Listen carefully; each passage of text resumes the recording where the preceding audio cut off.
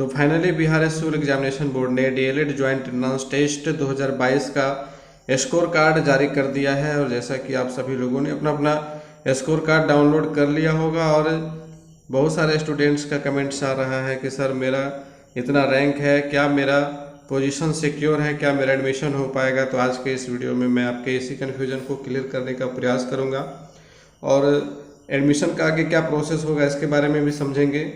साथ ही प्राइवेट एवं government college के अलग अलग सीट के अकॉर्डिंग आपका क्या पोजीशन रहेगा, कितने पोजीशन के अंदर आपका एडमिशन होने के चांसेस रहेंगे, इन सारे चीज़ों को समझेंगे। तो जैसा कि आपने अपना स्कोर कार्ड डाउनलोड किया होगा और मैं आपको यहाँ पे एक एग्जाम्पल के तौर पे दिखा रहा हूँ।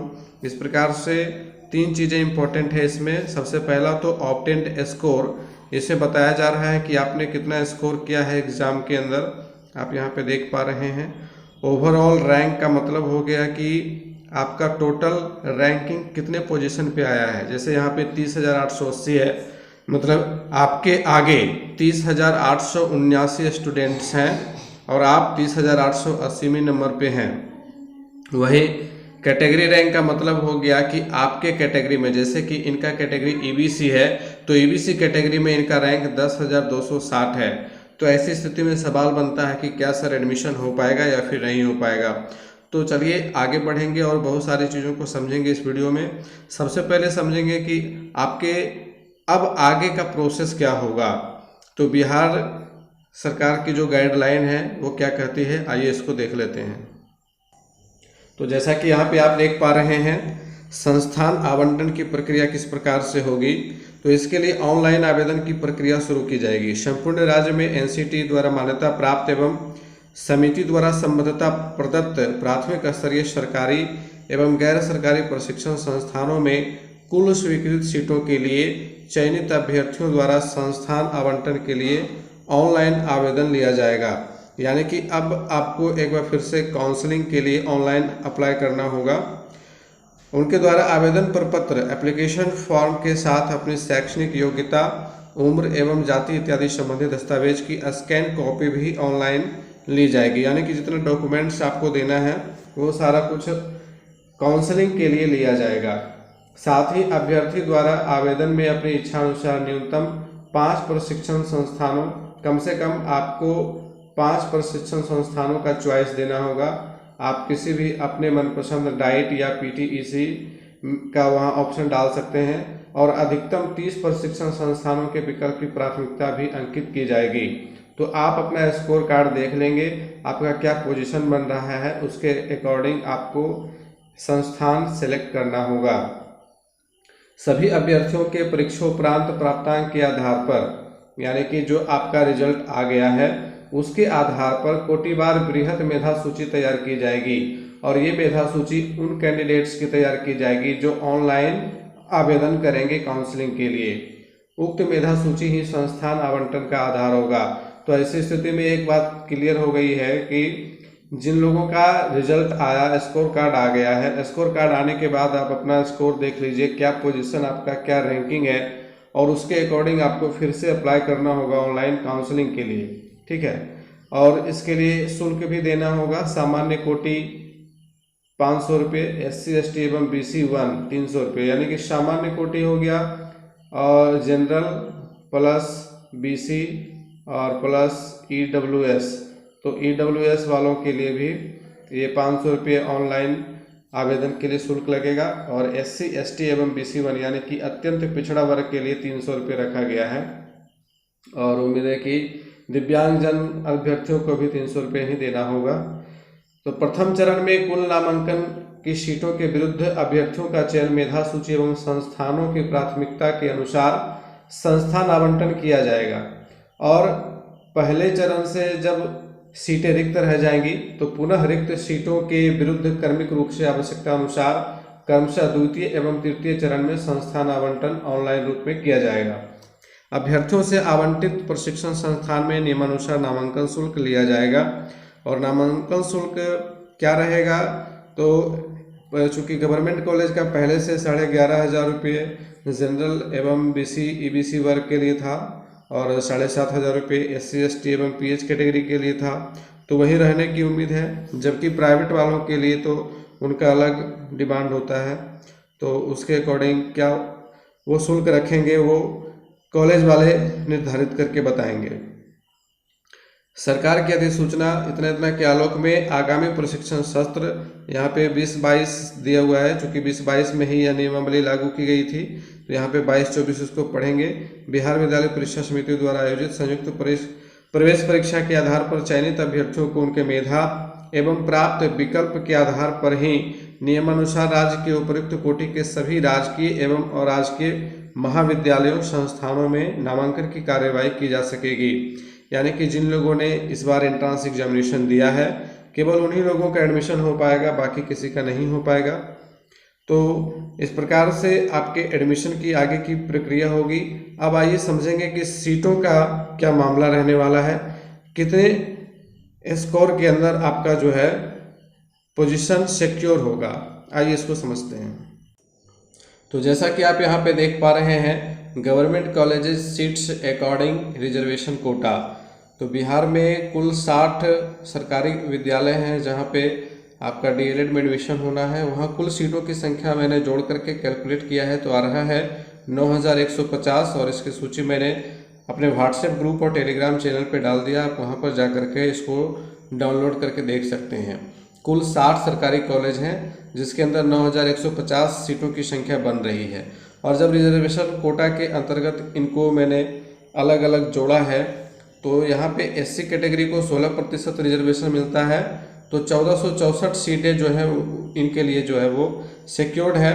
लेकिन आपका एडमिशन का जब क्राइटेरिया देखा जाता है तो इसको मैंने 1.5 गुना लिया है, लगभग 1.5 गुना सीटों की संख्या से 1.5 गुना कैंडिडेट को लेकर के मैंने यहाँ पे सिक्योर पोजीशन बनाया है। चूँकि जरूरी नहीं है कि 1464 लोग ही एडमिशन लेंगे, इनमें से बहुत सारे लोग एडमिशन नहीं भी ले सकते हैं, अन्य विभाग में भी जा सकते हैं। तो इसलिए 1.5 गुना मैंने मान करके सिक्योर पोजीशन बनाया है।